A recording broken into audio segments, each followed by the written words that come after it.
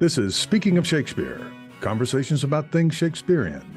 I'm Thomas Dabbs, broadcasting from Aoyama Gakuin University in central Tokyo. If you are joining us on YouTube, you should know that this program is also available on your favorite podcast platform. This talk is with Darren Freebury-Jones, lecturer in Shakespeare Studies at the Shakespeare Birthplace Trust in Stratford-upon-Avon. We will take a look at two of Darren's very recent books on Shakespearean contemporaries. The first is Reading Robert Greene, Recovering Shakespeare's Rival. The second is Shakespeare's Tutor, The Influence of Thomas Kyd. We will also talk about Darren's role at the Shakespeare Birthplace Trust and his work as an actor and creative writer. This series is funded with support from the Aoyama Gakuin University Institute of the Humanities, and also with a generous grant from the Japan Society for the Promotion of Science. Darren, welcome to our little program here. Thank you so much for coming on. Thank you so much for having me, Tom. It's an absolute pleasure and privilege. It's a pleasure and privilege for me, too. However, I have just gotten through two books that you have written. God, damn you. They are exquisite books, but they both came out very recently in 2022 publications. And one is on Robert Greene, one is on Thomas Kyd. Both are on pre-Shakespearean, or how we think of pre-Shakespearean playwrights, or playwrights who were very active at the time that Shakespeare was working in London. We know that, but predated him in terms of their playwriting. And particularly in the case of Thomas Kyd, may have had a huge influence on Shakespeare. I mean, they're all living in this, let's face it, a fairly small area. But I wanted to talk first, is Reading Robert Greene, Recovering Shakespeare's Rival, and Shakespeare's Tutor, The Influence of Thomas Kyd. Both fascinating topics. Let's begin with Robert Greene, and then kind of try to segue into Thomas Kyd, if we could. Yeah, fantastic. Yeah, so it's funny with monographs. You spend a long time waiting for the green lights, and got two acceptances in the space of a week. I had waited quite a long time for the green light with the Thomas Kyd book. So I was working on proofs and indexing and whatnot concurrently with those two books. But I think my interest in Robert Greene probably began around 2016, where I was taking part in a reading session, and we were reading Alphonsus, King of Aragon, Greene's probably first dramatic effort. And I turned to everyone in the room and I said, is there a collected or complete works edition of Greene? And I discovered that there hadn't been one for over a century. And I thought, there's a significant gap in the market, but also in our knowledge when it comes to Robert Greene, because his sort of critical background, I think, has been very negative because of that diatribe aimed at Shakespeare in the pamphlet Greene's Groat's Worth of Wit. So his influence on Shakespeare has often been framed in malignant terms, but I think Greene is absolutely crucial for our understanding of the evolution of commercial drama, because he's often seen as something of a slavish imitator, but for me, he always had a finger on the popular pulse of the time. And his dramas are actually quite tremendous. They're highly entertaining. Thinking about Alphonsus, King of Aragon, you've got a wooing scene in a battlefield. You've got a play bristling with intrigue, disguise, deception. And his dramas are also visually stunning. You think of Venus ascending and descending in that play, or a brazen head belching forth flames of fire. So I think Greene is a really tremendous dramatist. And while I was waiting for the Thomas Kyd book to get accepted, I thought, what, rather than twiddling my thumbs, I'll work on another book. And for me, it was a real learning experience. That's the joy of research and writing for me, is that you're learning, and of course you're hoping that your readers will learn as well. So I wrote it in around 6 months, largely in the evenings, extracurricular work outside of my job, and with a partner and children. So very much did this research by candlelight, and it was just fabulous, really engaging with not only Greene's dramatic canon and testing the limitations of that, but also discovering the impact that he had on other playing repertoires and other dramatists of the period. So we often think of Greene as something of a hack writer, trying to keep the wolf away from the door, when in reality he was one of the leading dramatists, if not the leading dramatist, for the Queen's Men, the dominant acting company of the 1580s. And what I discovered during the course of writing this book was that he exerted a huge influence on other plays of the period, particularly the company Lord Strange's Men, who often sought to duplicate aspects of his play, thinking about drama as this commercial operation, an intensely competitive, but also very collaborative period, I think. So yeah, I hope to some extent I've resurrected the ghost of Robert Greene and offered some new perspectives on him. And I'm general editor for the collected works, or collected plays, I should say, of Robert Greene, where I want to place emphasis on Greene as a dramatist. I think there's been a lot of attention paid to him as a prolific pamphleteer. So that's forthcoming with Edinburgh University Press, hopefully around 2028.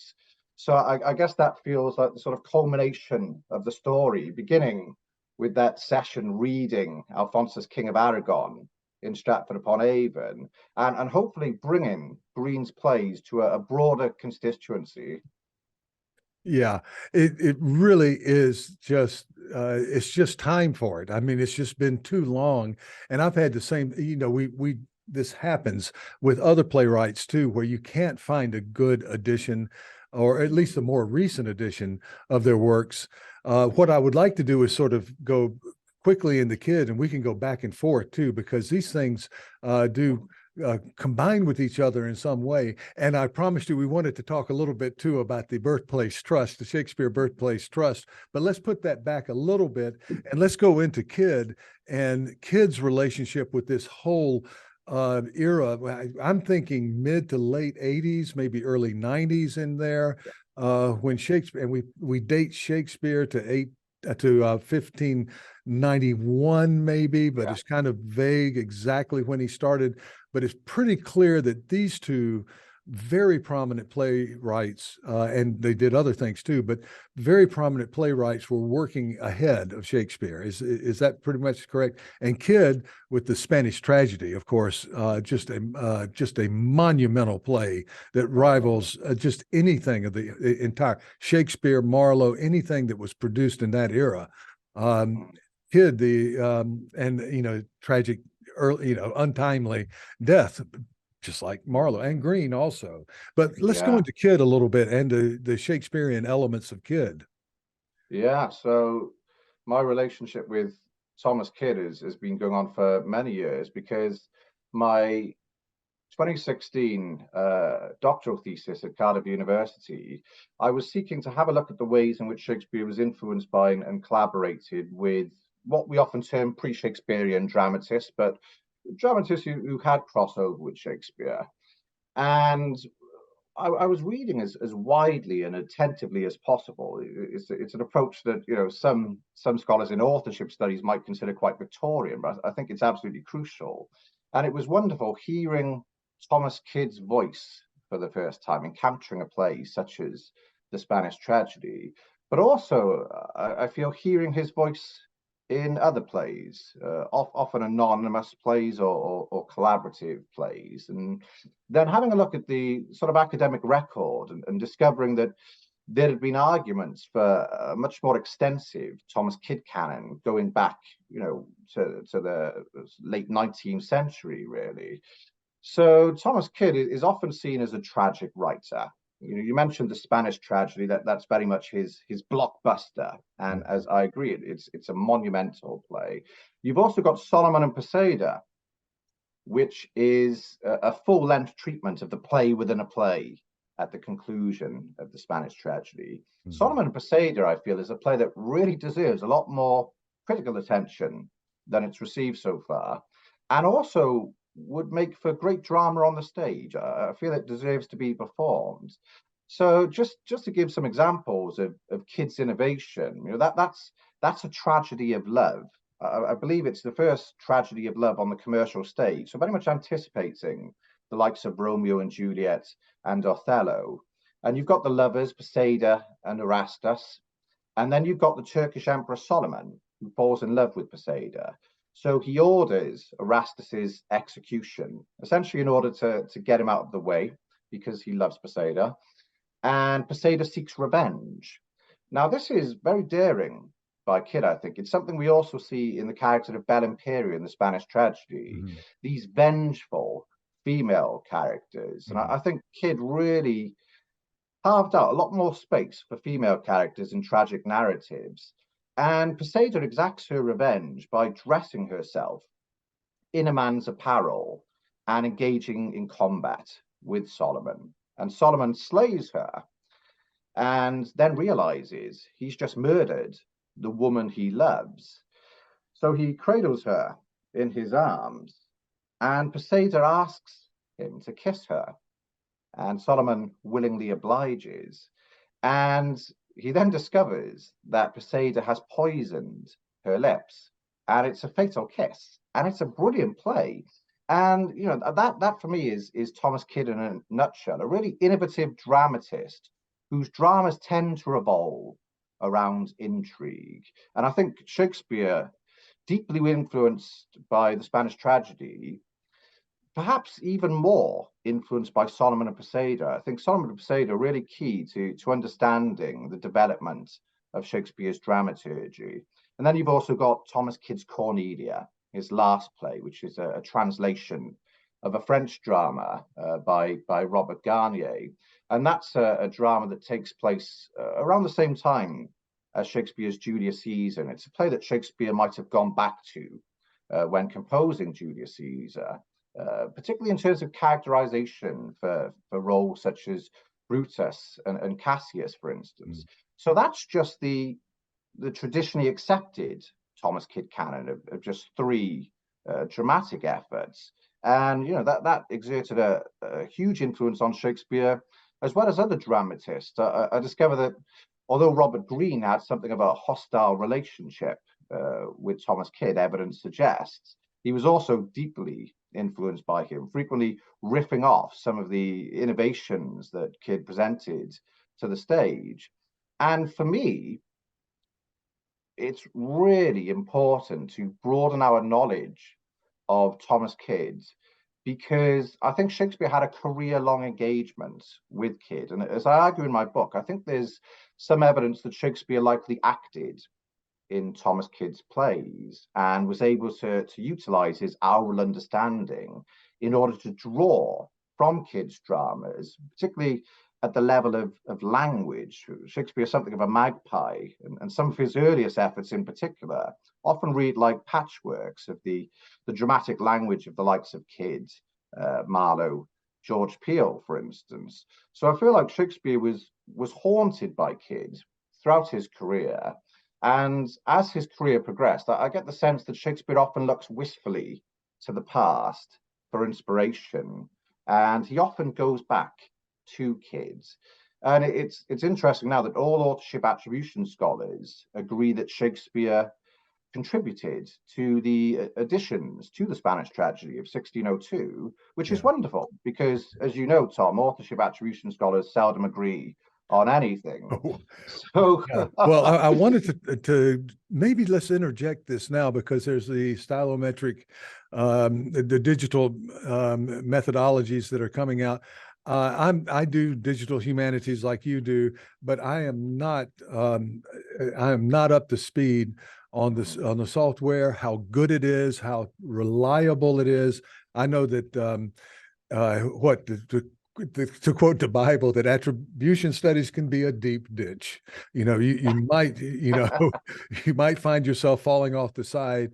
And I've gotten emails where some people are making some claims and claiming that I had made some claims about Marlowe. I have never questioned Marlowe's authorship, but the thing is, we are getting to the point, and I want to hear you're there kind of on the front, and I want to hear what types of things you think you're able to do in terms, not so much of full authorship, but collaboration. Well, also full authorship or almost full authorship. You know, I don't know.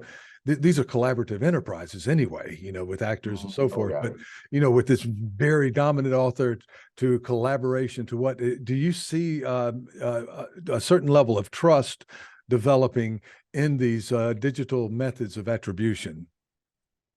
Interesting question. Is there a certain level of trust in digital methods? Yes and no, really. For me, a lot of my authorship work is based on those fundamental principles of authorial dramatic style. So looking at verse habits, looking at vocabulary, looking at the ways in which authors combine words, and really delving into parallelism of thought as well as parallelism of language. So trying to get insights into an author's thought process. And at the moment, it's a pretty hot topic that makes its way into the popular press. Yeah. When it comes to these digital methods, and I think they sound very impressive, digital scholarship. I also think they have the potential to alienate a lot of readers and scholars, including scholars in the humanities. And that's the big talking point at the moment: is what methods are reliable. And the discourse is shifting towards science and calling certain methodologies scientific and bandying words around like objective. And then you get critiques of those methodologies. And oftentimes, I think it's revealed that there's a great deal of subjectivity that goes into, one, constructing the tests, but two, also interpreting the data.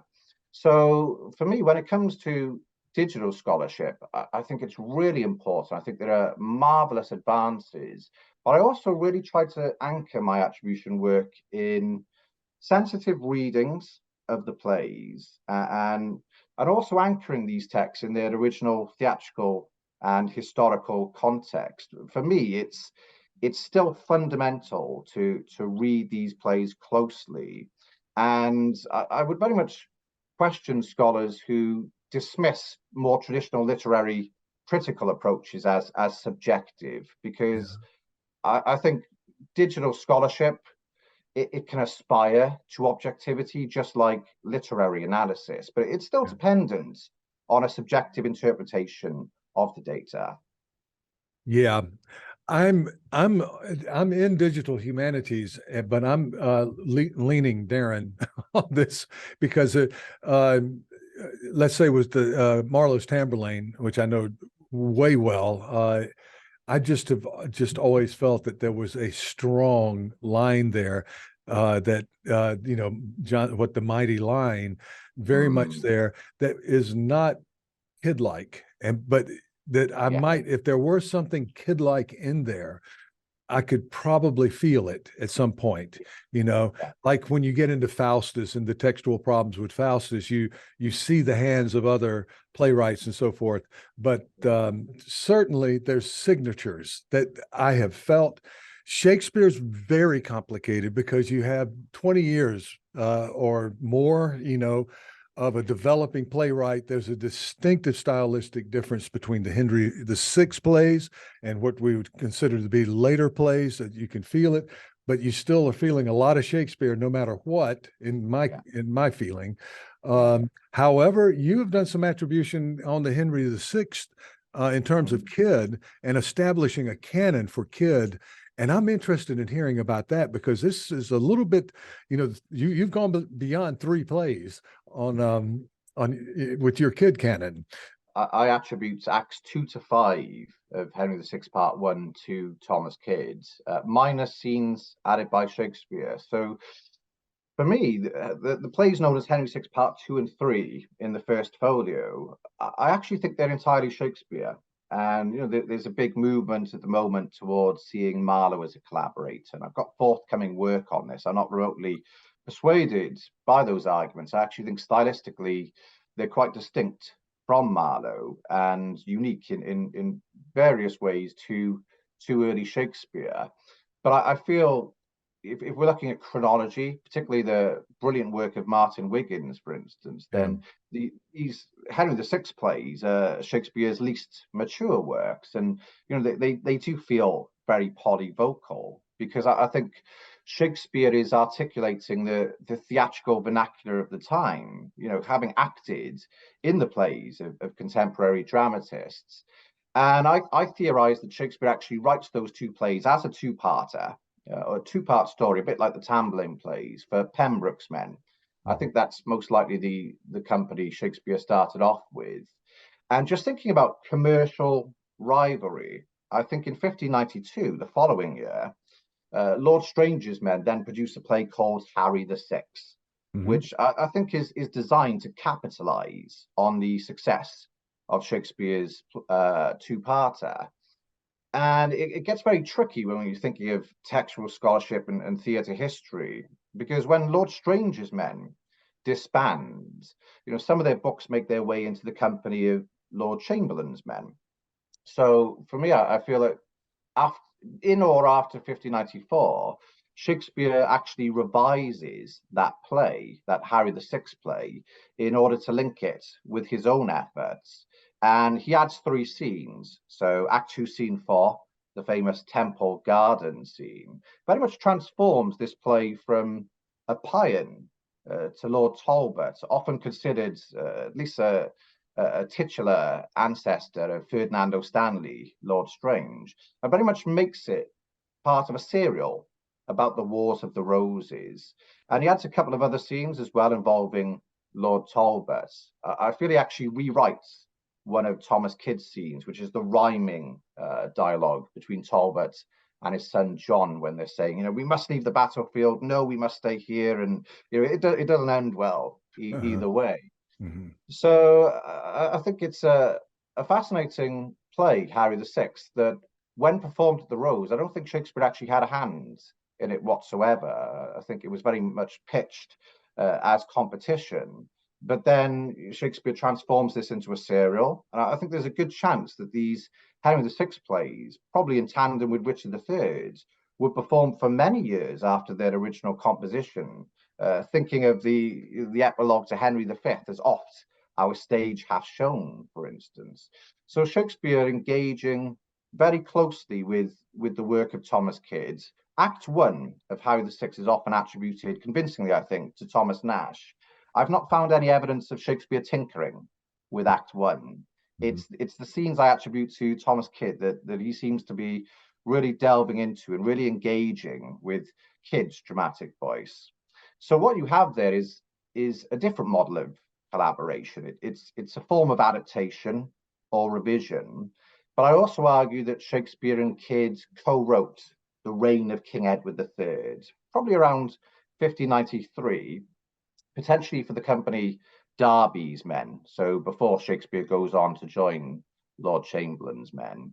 Yeah. And I think there's something of an apologist narrative when it comes to Shakespeare in many respects, because scholars are more inclined to see Shakespeare salvaging or improving the work of other playwrights. And in the case of Henry VI Part 1 in the folio, I think there's very good evidence for that. But when it comes to plays like Titus Andronicus and Edward III, I think what we see there is a process of simultaneous collaboration. So, one author or maybe the authors getting together, plotting the play, probably in the pub, I imagine, and then going off at the same time and writing their respective stints. So when we're thinking of collaboration, I think Shakespeare engages with Kyd in many different ways, collaborating directly with him through that process of simultaneous collaboration, co-authorship, also revising his work, adapting his work. So I think if you're having a look at Shakespeare's dramatic canon, it owes a great deal to Thomas Kyd. I actually think if you're looking at that collection of 36 plays, the 1623 first folio, I think Kyd's is the main hand in Henry VI Part 1. So you've actually got Kyd's writing alongside the writing of dramatists such as John Fletcher or Thomas Middleton, for instance. Yeah.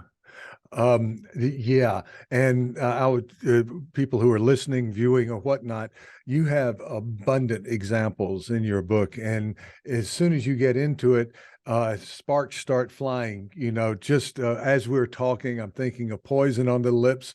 Well, there's Juliet trying to get the poison off Romeo's. There's so much collaboration. You know, in our modern times, and it might be a sort of post-Victorian thing or a post-romantic thing, we think of the solitary author often, his or her study, putting together, you know, this work, you know, independent of the world in a way, and while engaging in some kind of fictional enterprise. And we think of the modern film producer, you know, the strong director with the guiding the actors through this, you know, drama. You know, without the director, the actors are nothing. The screenwriters are sort of underneath the thumb of the strong director. This I compare much more with musical trends that we've had. You know, when new technology develops, you know, just recording, you know, how we have this boom and all of this innovation and all of these people collaborating. And sometimes you see one guy playing with one band and going off to the other, and everyone trying to find their audience and outdo each other. There's something more of a similarity, a parallel there in this era than what we consider to be traditional authorship or a strong directorial hand. Yeah, and you know, thinking of influence as well, I think there's still some scholarly reticence to acknowledge the degree to which Shakespeare borrows from other dramatists. And you know, thinking of that process of simultaneous collaboration right at the start of Shakespeare's career, he's learning from other artists. To use a musical terminology, but I think we're still stuck in this notion of Shakespeare as something of a patcher up, a tinker of older plays, improving the work of other dramatists. Whereas actually, I think this is Shakespeare's learning journey right from the start of his career, collaborating with other playwrights and being heavily influenced by them, particularly through having acted in many of their plays, I think, or at least having such a capacious verbal memory that on his afternoons off, he could go to the theatre. And of course, he's going to be, you know, listening out for particular mediums, particular lines, looking at particular tropes. I think Shakespeare, you know, we often think about actors remembering lines they've delivered on stage. I think Shakespeare, of all people, he's going to be listening to that drama throughout, during rehearsals, when he's in the tiring areas, backstage. I think Shakespeare really has an acute ear, and he's looking at the strengths and limitations of these early dramas and effectively collaborating with these other playwrights through I guess, articulating their dramatic language, but consistently doing something a little bit different with it. I always think of that famous T.S. Eliot quote about great artists stealing.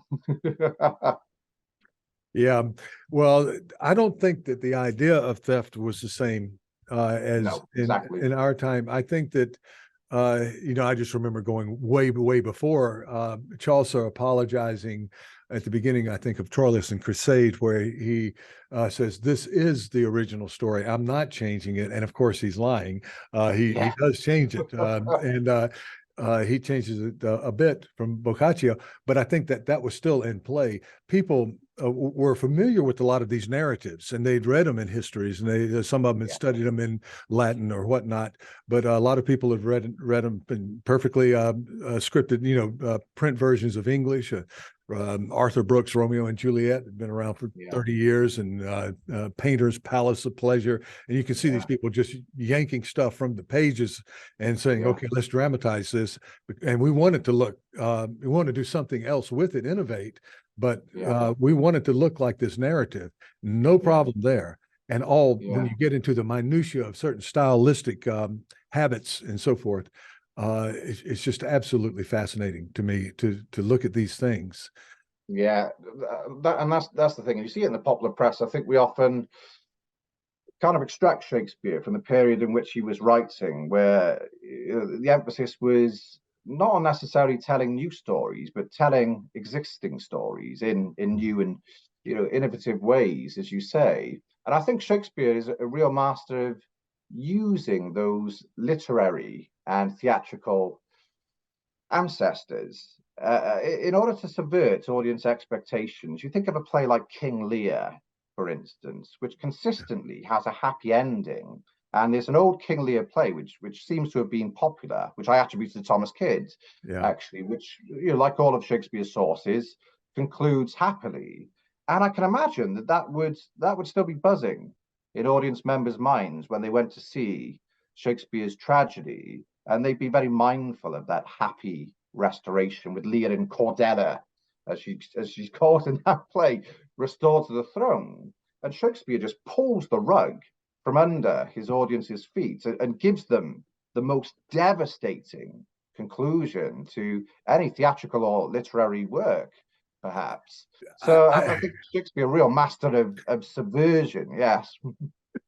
I can't think of a sadder ending, No, I mean, no. if you go to a Russian novelist or something, you can get depressing very quick, but just destroying everything, there's just nothing left standing. And yeah, that would have been a shocker, a narrative that you were familiar with. Oh, let's go see the happy ending or whatnot. And after all of this tragic stuff. But nope, you don't get it. There's a Hamlet question in there too with Kyd, and if you could refresh us a little bit on the Ur Hamlet. Yes. I mean, the Ur Hamlet still remains very enigmatical, and we only have around 1/6 of all plays composed during the early modern periods. And I think, people often talk about Cardenio, one of Shakespeare's last plays, Lost. Love's Labour's won, ironically, seems to have been, Love's Labour's lost. It's lost to us. But it's that Ur Hamlet. That's the one I'd love to get my hands on. So your viewers and listeners could check their attics, check their basements, and let me know. You never know what new discoveries they might come across. But I think the evidence for Thomas Kyd's authorship of this older Hamlet play, written in the late 1580s, is fairly compelling. So Nash refers to this old play, it seems, in the preface to Robert Greene's Menaphon, and he's talking about a writer who is very dependent on Seneca. He actually uses the plural.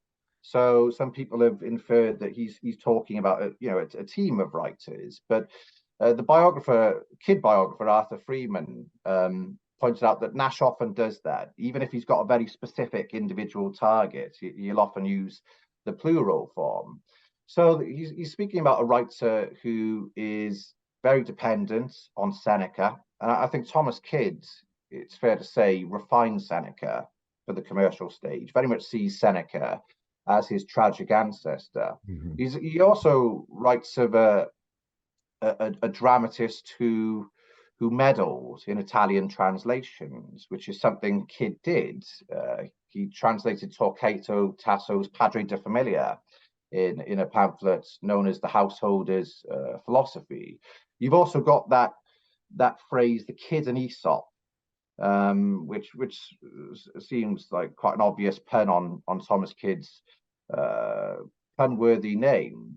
You've also got references to the Spanish tragedy in there, particularly Thomas Kyd thrusting Elysium into hell, if I'm remembering correctly, in the prologue to the Spanish tragedy. And Nash also says that this particular writer is prone to bodge up a blank verse with ifs and ands. I came across a review recently which said, this isn't evidence for Thomas Kyd's authorship, because that was a common phrase. So it occurs in the Spanish tragedy. What villain? Ifs and ands, one of the characters says. But actually, if you look at, using modern databases, if you look at all examples of that phrase, ifs and ands, it only occurs in the work of one dramatist before Nash's account, and that is Thomas Kyd's The Spanish Tragedy. So I think it's not just a case of, punching a phrase into EBO or literature online or whatever and saying, oh no, dismissing it as common. You've got to be sensitive to these things. Have a look at the chronology in which such phrases occur. So I think the evidence for Kyd's authorship of this Ur Hamlet play, it's not definitive. It strikes me as fairly compelling. And I think you have to do quite a lot of interpretive gymnastics in order to claim that this is not a fairly solid case for Kyd's authorship. In order to argue, for instance, that Shakespeare might have written Hamlet in the late 1580s, one of the key points that Nash makes, I think, is that he says this writer has left the trade of noverint. And Thomas Kyd's father was the writer of the court letter. He was a scrivener, a professional scribe. So it's quite likely, I think, that the Kyd actually followed in his father's footsteps. So his handwriting, it's been noticed in two surviving letters, is very neat and suggests the training of a professional scribe. So quite likely that Kyd did indeed partake in the trade of noverint, that he was a scribe, and then turned his hand to writing plays. So yeah, I think fairly solid case for Kyd's authorship of this Lost Hamlet play. And just going back to those additions to the Spanish tragedy, although they were printed in 1602, we tend to think that they were written in the late 1590s due to sort of contemporary allusions. They're mocked by John Marston in his Antonio plays, for instance. So I think Shakespeare's memory of the Spanish tragedy was very much refreshed as a result of engaging with it so closely in the late 1590s. And it's long been noted that the Spanish tragedy seems to have served as a model for Hamlet. So when you combine that with this notion that Kyd might also have been responsible for a dramatic version of the Hamlet or Hamlet myth, then you think it's feasible that without Kyd, we wouldn't have two of the four great tragedies. We wouldn't have Hamlet. And if he's responsible for that old King Lear play I mentioned as well, we wouldn't have King Lear. So like I said, I think Thomas Kyd absolutely crucial to our understanding of commercial drama of the period, but also the dramatic trajectory of Shakespeare's career, I think. I agree, and it's very difficult because of the number of plays in the Shakespeare canon to draw people away and say, well, let's start with 41, 42, 43, 44, wherever you want to start, and however you number them. And I would argue that, hey, 5 or 6 Shakespeare plays, let's get a Nash in there. I'm not a Nash, I'm sorry. Get a Greene in there, get a Kyd in there, get a Marlowe, of course, in there, because these plays rank right there in by any critical judgment. And, going back a bit to Greene, even though you don't track his influence so much in Shakespeare, you are arguing that there's this competitiveness, and that Shakespeare's learning from all of these people. There's this, I don't want to call it an echo chamber. There's a lot of noise in there. There are a lot of things going around. And these people, it almost depresses me when I think about how prodigious their memories were. And I've never experienced that kind of thing. And I talked with Peter Holland about memory, and too much memory is a bad thing. It's another, But these guys, they were just like, magnets. They just drew in, and they kept these things in there. And of course, the actors had to do the same thing too. And here they are drawing from classical sources, Seneca, while at the same time doing these absurdly innovative things in the English language and with dramatic structure that seem, we don't know, there's so much lost out there, that seemed very unprecedented. It just seemed to blow up at one point. Yeah, it's very interesting with Robert Greene, because as I've discovered, he was hugely influential on other playwrights and on rival companies. Shakespeare, when you compare his his engagement with Greene to his engagement with the likes of plays of George Peele, Christopher Marlowe, Thomas Kyd, there's actually very little evidence of Shakespeare attending particularly closely to Robert Greene's dramatic language, which I think is quite ironic, given that you've got this discourse of plagiarism surrounding the Groatsworth of Wits pamphlet, which I don't agree with. I don't think that Greene or Henry Shettle, whoever was responsible for this, I don't think their umbrage pertains to plagiarism or revisionism, going back to that Edmund Malone theory that Shakespeare's Henry VI plays were essentially just Henry VI Part 2 and 3, were just adaptations of works by Greene and Peele and so forth. I think with Greene, he's a little bit unsettled as a university educated dramatist that you've got an actor on the scene who's able to appropriate the sort of stylistic flourishes of his contemporaries and that bombastic language, particularly in Henry VI Part 3, which Greene directly references. And these actors who are beautified in the feathers of dramatists because they're delivering their dramatic dialogue on stage, suddenly they're producing their own works, and they're doing innovative things. They're playing around with stylistic registers. They're seeking to better the plays in which they performed. So for me, it very much comes down to Shakespeare as a player, Shakespeare's background as an actor, and it ties in, I think, with Greene's general combativeness with actors performing at the time in general. I don't think it's an accusation of plagiarism, but I do find it quite ironic that there's actually very little evidence of Shakespeare plagiarizing Greene's dramatic language. I think Greene's influence on Shakespeare was a bit more subtle to that. I think Greene very much assists, for example, with the development of Seneca on the English commercial stage. So we often think of Greene as a comic writer or a writer of romances. I argue that towards the end of his career, he was actually chiefly engaged when it comes to drama in writing tragedies. So there's the influence of Greene, but it's not a direct influence. It's a case of Greene having such an important position when it comes to the development of drama, to the development of the public theatres, that without Greene, I think Shakespeare's plays would read very differently. So I think it's a positive impact that Greene had on Shakespeare, whereas as I mentioned earlier, it's often framed in malignant terms when we're thinking of that relationship. Yeah.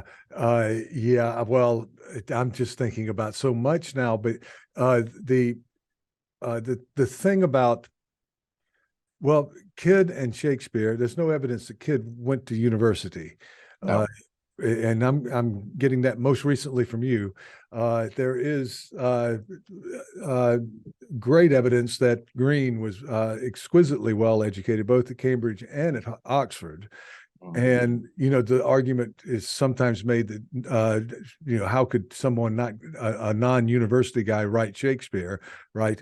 Well, you almost are saying that it may have impeded Greene a bit. He had to bring it down, because you have to, Shakespeare and Kyd seem to have an instinctive way to connect with people through language, through stagecraft, whatever, through their selection of narratives. And just an instinctive knowledge that got in the way of an earlier playwright, failed Stephen Gosson, I think of, who complains about how these guys are just ransacking, I think is the word he uses, ransacking these books and filling the playhouses of London with all this stuff. They're just thieves and commoners and whatnot. And for my students, I wanted to make the point that one way to get a title was to get a university education. That marked you, Christopher Marlowe, gentleman. You had that basic status.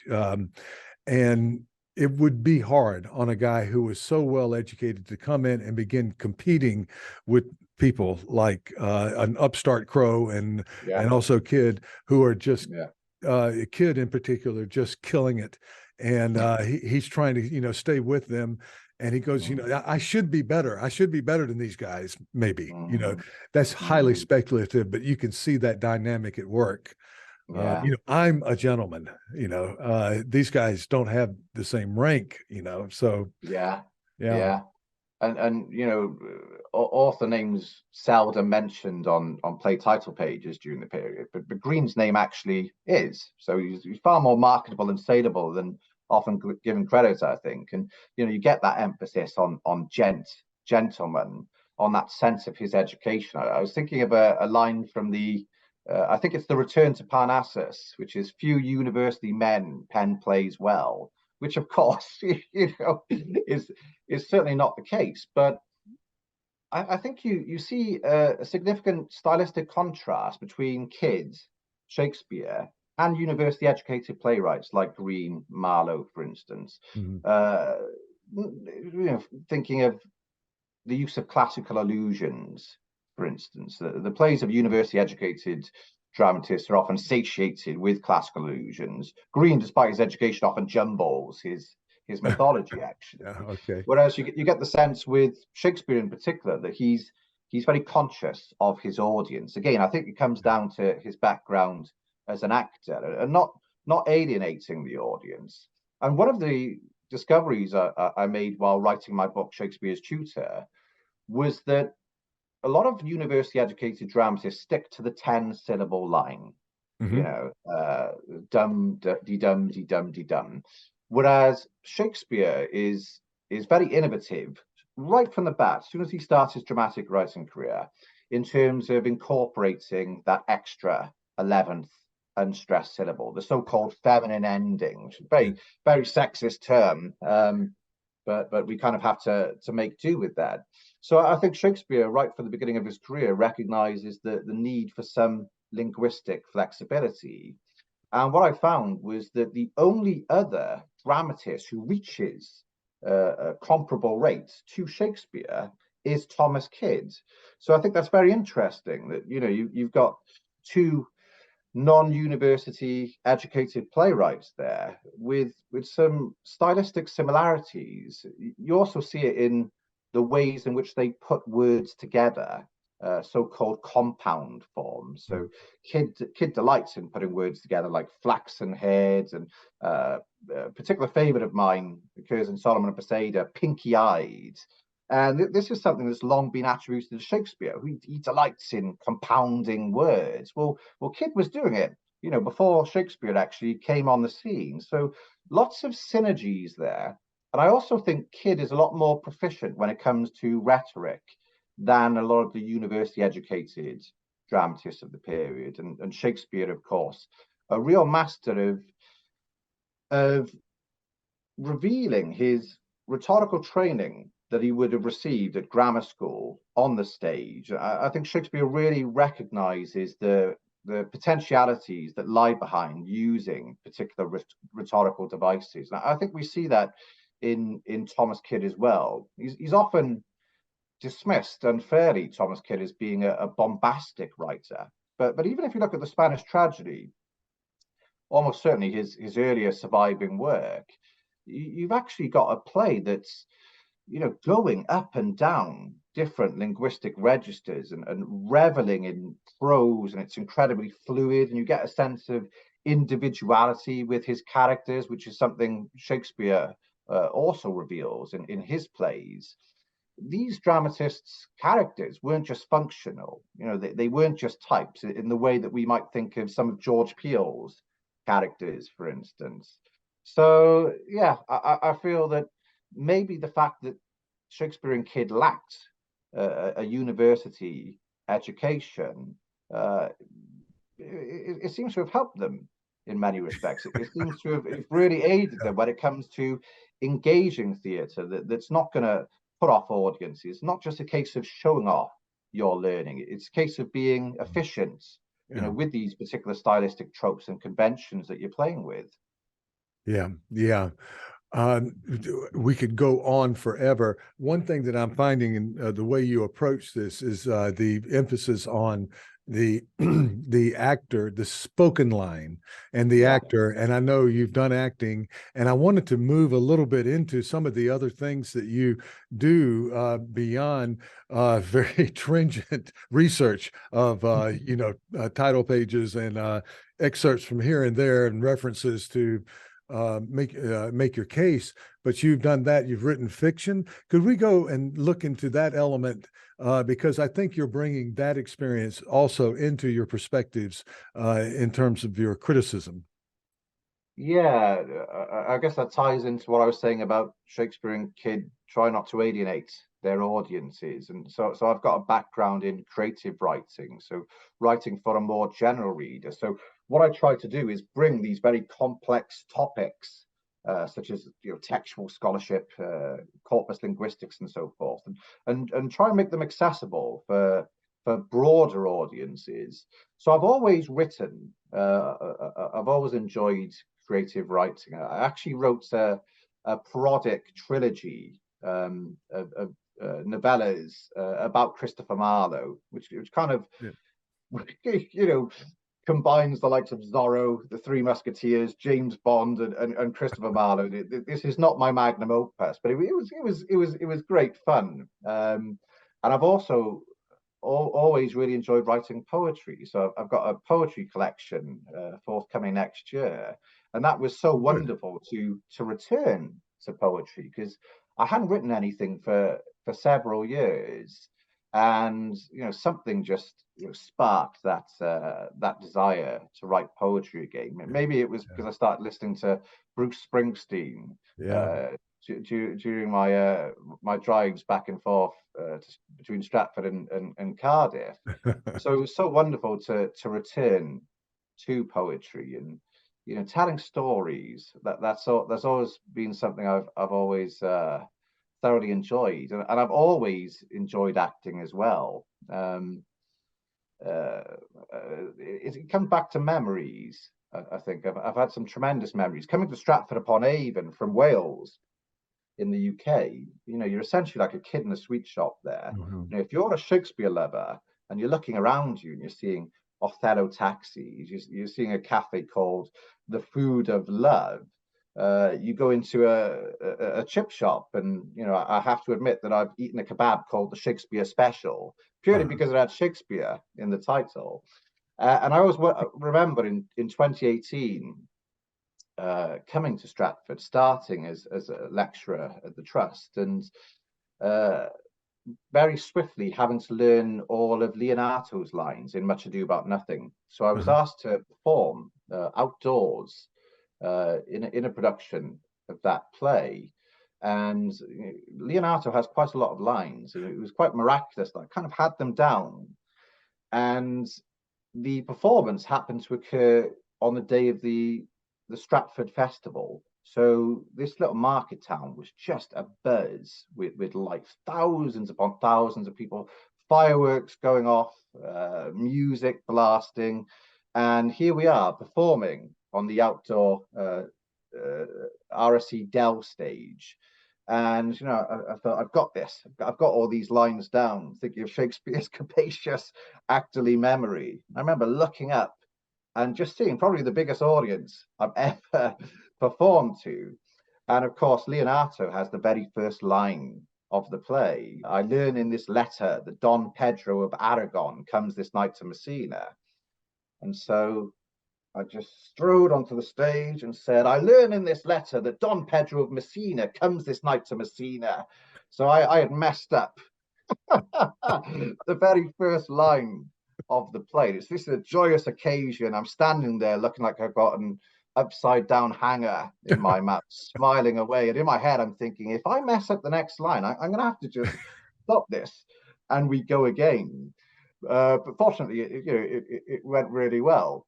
But you learn so much from performing Shakespeare, I think. So, when it comes to authorship attribution studies, for instance, there's been an argument that Shakespeare must have been the author of parts of Arden of Faversham, for instance, which has been attributed to Thomas Kyd since 1891, because he wouldn't have been on the stage for these different scenes which have entirely different characters. So the indication there is that Shakespeare would only remember the lines that he delivered on stage. And I know from an actor perspective that when a production ends, the lines that often stay with me, they're not necessarily the ones I delivered. There's just certain lines that seem to prick the ear, to capture the imagination. So I think it's really useful to bring that perspective to it, and put flesh on these textual bones. Oh yeah. Oh yeah, particularly when you're reading these people. Greene, I think in particular, you're talking about reading the reading out loud. You get a sense of what they're trying to do, and particularly when you can get an actor to do it, you go, oh, that's where we're coming from. It's so you could argue this with Shakespeare too, but I guess we already know with Shakespeare, but these are other more marginal to most of us outside of these smaller circles we're in. Yeah, read it out loud, and these bombastic speeches. There's a lot more going on there. There surely is.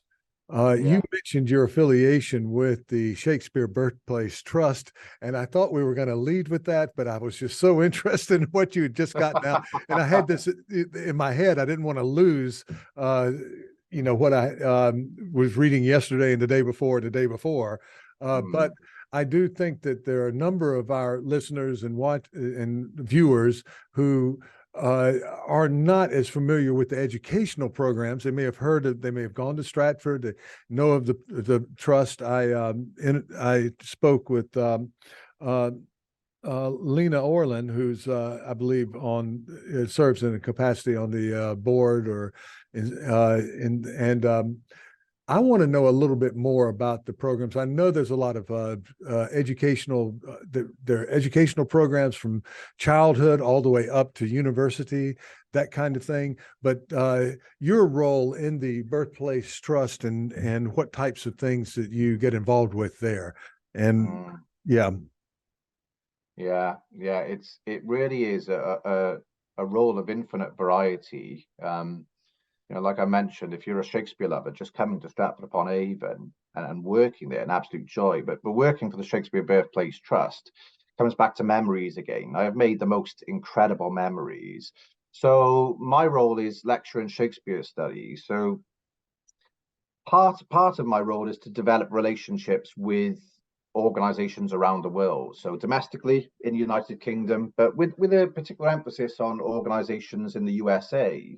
So I often attend conferences. I've gone on lecture tours very early in my days of working at the trust. I traveled to the States and visited, I think it was 5 states in 9 days, and gave something like 14 talks. And that was to high school students and also leisure learners as well. I'm also thinking of digital humanities, deeply involved in the trust digital output. So, for instance, I project manage a course called Self-Led Macbeth, which is very much pitched at teachers who want to broaden their understanding of the play, or even if they're just looking for a refresher before going into high school teaching. And I lecture online, often from my home in Cardiff. So there's a real emphasis on digital pedagogy at the trust, but I also lecture in person. And I tend to lecture from about the age of 16 to 17 upwards. So lecture to teenagers, lecture to college students, lecture to university students, lecture to leisure learners. So you're thinking about the whole pathway there. And as you mentioned, the educational team, the learning team at the trust start very young and go throughout life's journey, really. And when I think of audience, that's something I really love about this job in particular, because sometimes I lecture to much younger audiences, and I always remember within the first couple of years of working at the Trust that I gave a talk on Shakespeare's life and times to a very young audience. They must have been about 7 or 8 years old. And then immediately afterwards, I walked into another lecture theatre and had to deliver a lecture to the Norwegian Shakespeare Society. So, really going up and down the gears in terms of pitch, in terms of, audience comprehension. I love that. I love engaging with as broad an audience as possible and on so many different topics because, a lecture in Shakespeare Studies, well, that covers an awful lot, of course. And, you're speaking about all of these different plays or such topics as Shakespearean gender, for instance, Shakespeare's history plays, when you think you're thinking generically. And sometimes we give pre-performance talks for audiences visiting from around the world and going to see a production at the Royal Shakespeare Company. So a few years ago, I joked that I was probably one of the world's leading experts on the Restoration dramatist Thomas Otway, because I was teaching his play Venice Preserved, and really had to imbibe all of that information. So we lecture to groups in the United Kingdom, but we also get an awful lot of international groups who come to Stratford-upon-Avon for a week or two, or some groups actually sort of come back and forth to us sporadically over a period of several months. And it's just incredible. It's a real privilege for me watching these students and how they develop their confidence, how they broaden their knowledge as these courses progress, and engaging with different voices. I think that's the key thing. They get to hear different voices in that setting of Shakespeare's hometown of Stratford-upon-Avon. And the Trust also offers workshops, for instance, as well, which give audiences opportunities to engage with Shakespeare's language in quite different ways, to really put these things on their feet. It becomes a form of practical criticism, I think. So it's a wonderful role, and I would hope that what the Trust has to offer in terms of education, that will become more widespread in terms of people knowing that we're doing this work, and we have been doing this work for many years. And if you come to Stratford-upon-Avon and partake in one of our talks or one of our courses, I think you'd be making memories for life, really. I know I certainly have as a lecturer. Well, all right, let's talk about that. Let's say someone wants to visit Stratford and maybe spend a couple of days there and take in some plays and want to participate or sit in for a lecture. Or do you just walk into the door and write your name down, or is there a kind of no, unfortunately, on an individual basis. But the Trust also offers leisure learner courses. So at the moment, there's 5 courses over the period of this year, 2023, revolving in large part around different aspects of the first folio, but also focusing on various plays, from Julius Caesar to Cymbeline to Macbeth, Merchant of Venice, As You Like It, for instance. So there are frequent opportunities over the course of a year for individuals to partake, and it becomes this wonderful community. It's really lovely because some of the people who take part in these leisure learner courses have been doing so, before I was born. But you also often have people come in for the first time, and they're offering new voices. It's very much discursive. It's all about communicating, having conversations about Shakespeare. So there's plenty of opportunities for individuals to join these courses, I think. If you check out the Shakespeare Birthplace Trust website, shakespeare.org.uk, you'll see a great deal of opportunities. I really would encourage people to partake. And of course, try not to just walk on. Walk in, but I saw that there's just an enormous number of offerings coming from the Trust, and so forth.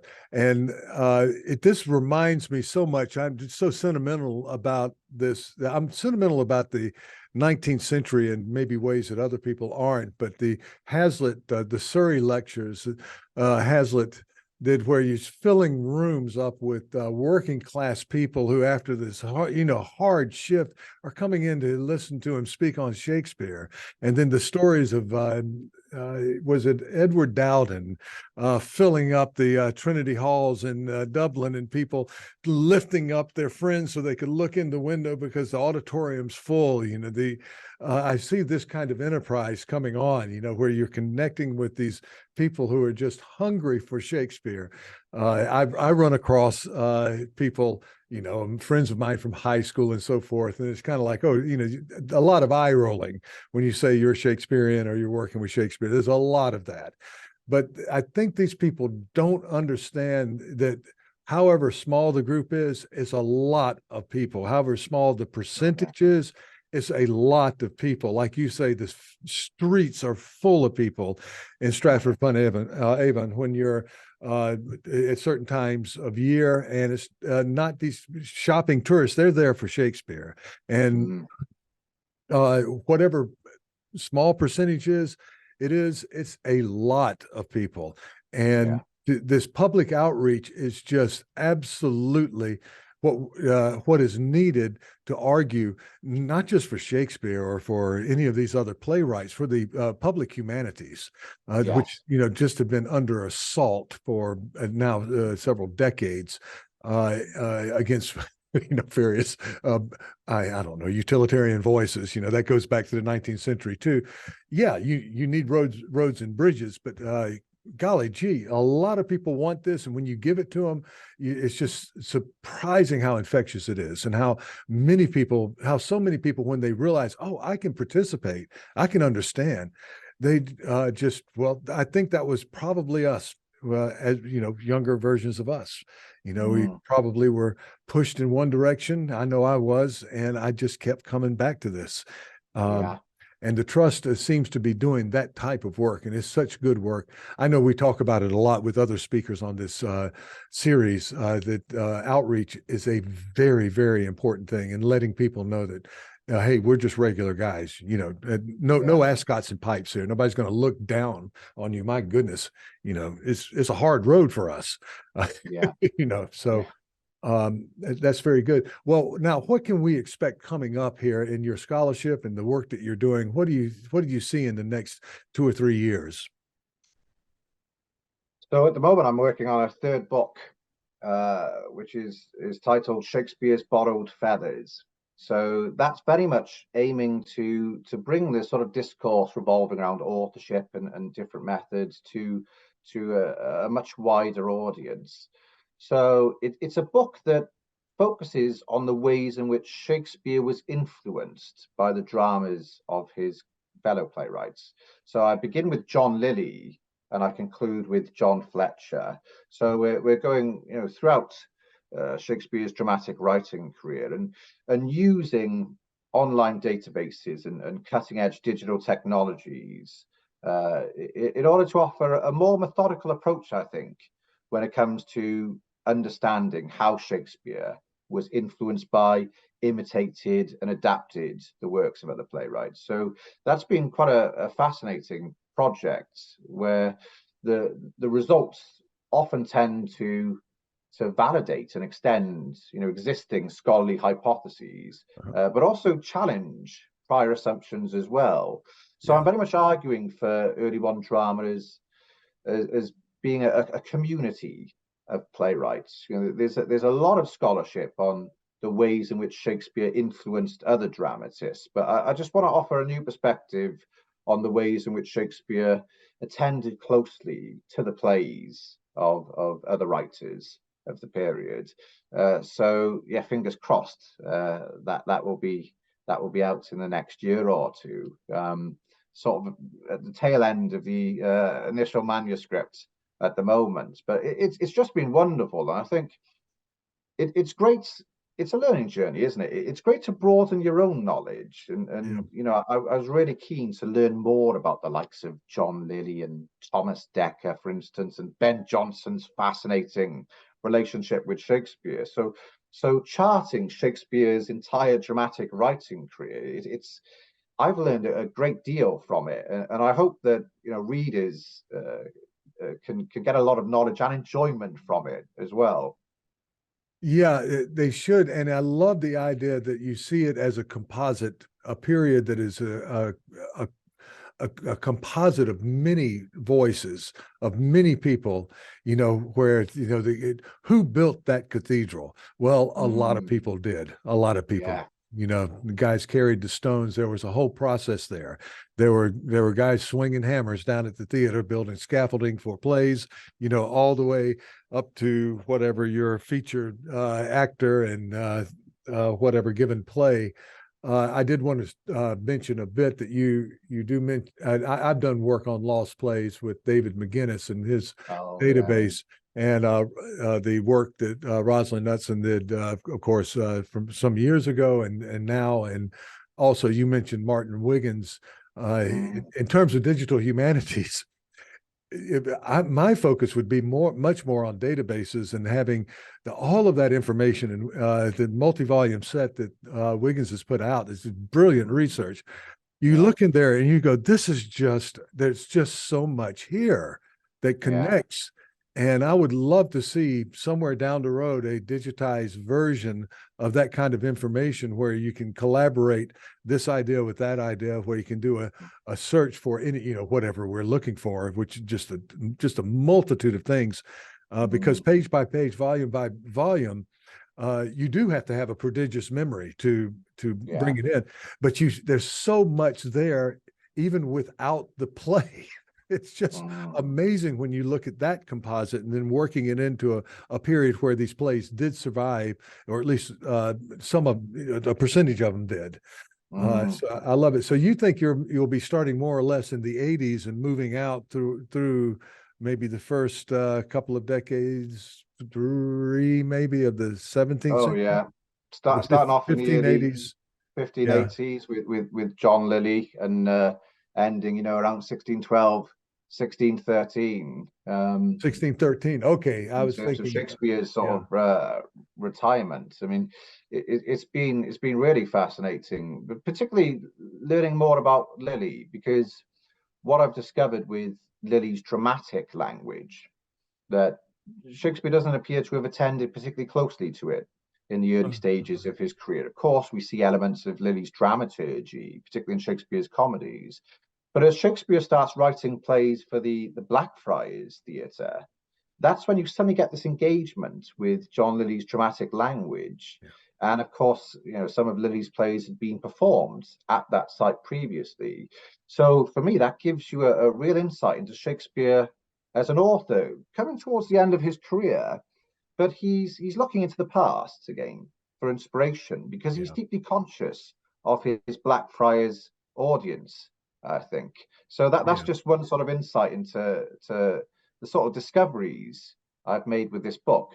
I think the key thing is that Shakespeare really emerges as a man of the theatre in this yeah, book, and that's very much how I see him. I don't think Shakespeare ever, neglected the actorly sides of his career. And we know that he was acting at least until at least 1603 in Ben Jonson's Sejanus. But the first folio tells us that he acted in all of his plays ostensibly. So yeah, that goes hand in hand for Shakespeare. I think he's not just a dramatist; he's also an actor. He's also a shareholder in yeah. the theatres. He is a man who is deeply cognizant of the strengths and limitations of the stage and his audiences. Yeah, and he outlived, at least by he didn't die as an old man by any means, but he outlived these contemporaries of his. The one kind of maybe going toward closing, this notion of Lily, there seems to be a lot there that would have to be considered with the. It's not a diametric opposition, but you have children's companies that Yeah. are strongly used. All the, and Johnson, with Lily all the way through. Mm, They kind of go out for a period and then come back. yeah. And at one point, I studied that, but I've forgotten the precise times. And Shakespeare, of course, we're just gathering this from Hamlet, I guess, mainly, that was on the side of the full, age range in an acting company, including children or boys. And Yeah. so that to me would be a very complex thing, because you think of the more gentrified theater with the boys productions, perhaps, and then with the wider range, age range, the more popular, the Globe type theater. That brings in a whole huge element of consideration of how Oh yeah. you engage Yeah. with your audience. Yeah. That's been a wonderful uh, thing to learn more about. I think those boy actors were clapped tyrannically, and also it was part of the book looking at the ways in which the language of the court and the language of plays performed by the children's companies seep into the language of the public theatres. When of course we know that writers such as Marlowe and George Peele were also writing for these children's companies. Just thinking of Yeah. the Elizabethan period, Yeah. before you get to the likes of Johnson, for instance. So yeah, there's a great deal to think about, but it's truly fascinating. And then thinking about Shakespeare's relationship with those companies, sort of beyond that most famous instance in Hamlet, of course. Yeah. Well, and there's a ton more stuff that we could talk about. Darren, I have kept you through your morning. And I'm getting it's getting sort of late here in Tokyo, and I hear bells going off at home where there may be a meal waiting for me if I'm lucky, or I may be told to cook my own. I'm not sure. The thing is, it's wonderful. Now, I don't want to probe too much into your private life, but you did mention that your home is in Cardiff, actually, Yeah. and you do a good bit of commuting. And my memory is you're on. Yeah, that's a good hop there to About a Stratford 2 hour upon Avon. drive. Yeah, it's about a 2 hour drive, A but 2 hour. yeah, which is not too That's bad. not And bad. Why was I thinking Cardiff? I'm thinking, is it the M4 that connects with London yeah, from Cardiff? But you yeah, shoot up, so yeah. you don't hit the M25 going around No. that turns into a parking lot from time to time. If my memory serves, I'm, There's a great deal of luck in it, of course, but yes, usually the M4, and I thought it was a it's lot further. Yeah. Okay. no, it's not, it's So not, it's not too bad. So you could do it in a day, back and forth again, and yeah. yeah, it's always lovely to arrive in Oh, Stratford. It never gets old seeing that yeah. beautiful, Yeah. beautiful Well, town. I have done. I came out of the kind of I commuted. Oh my, those are horrible memories in the last century when I was just out of graduate school. But when your destination is Stratford, and then on the back end Cardiff, a perfectly beautiful place. Uh, are you Welsh by any chance? Oh yes, Yeah, I yes, was born in Cardiff, the and hyphenated name I'm thinking gave away the name. I had for some years a friend in Pembrokeshire and would go yeah, visit him. We're going back 10 years now, but I had the chance to visit him 4 or 5 times, and I've just always just absolutely adored driving through Wales, any place that I can find it, yeah. because the north is gorgeous, the south is to Pembrokeshire is just wonderful, and I have on my mother's side family name Rees, Rees, which Yeah. is my son's name and my older brother's name and so forth. And I remember going to an old church and there was a marker there, an old marker with Rees, spelled that way as it Oh, is in my family. So I guess we have some sort of genetic connection there. You feel I it love. maybe, uh, We're but I'm related beyond I'm beyond very just our pro. interest in Shakespeare. Yeah, Yeah. I'm very pro Wales, very pro Wales, and I pull. I don't know if I should say this, but the Six Nations. I tend to, have strong feelings for the Welsh team. Oh yeah, Yeah. feelings of disappointment in recent years, but Well, they'll get back. it goes in waves. I remember stopping, and I thought, we were I was getting tired. We'd driven, and I stopped about an hour and a half away from where my friend lived. And I said, let's just go up to here and have a pub. I think we're allowed a pint, and I'm still good to finish the drive, and just take a little break. And we were stopped on the street in this little village by this guy who saw my wife and me as tourists. And he said, okay, now you just must know that this town has provided two of the players on the Welsh national rugby team. And he was very proud of that. And we had to know that before we were allowed into the pub. And we were graciously received. Yes. But it's just such an intrinsic part of the culture here. And I'm steeped in rugby, right from the beginning of my life. It's one of my foremost passions in life, rugby, I think. Yeah. Well, as it should be. I mean, it's in your blood, and it is. Darren, I cannot express how grateful we are, for your time here, because as we picked up in this conversation, you're a busy guy, and to take the time to speak to us on this little series here is just wonderful. If I could ask you to stay a little bit after we record, we can debrief just a bit, but for our listeners and also for our viewers, thank you so much. And we just wish you the very best in your efforts, both, with family in Cardiff and there in Stratford-upon-Avon. Thank you so much, Tom. Thank you.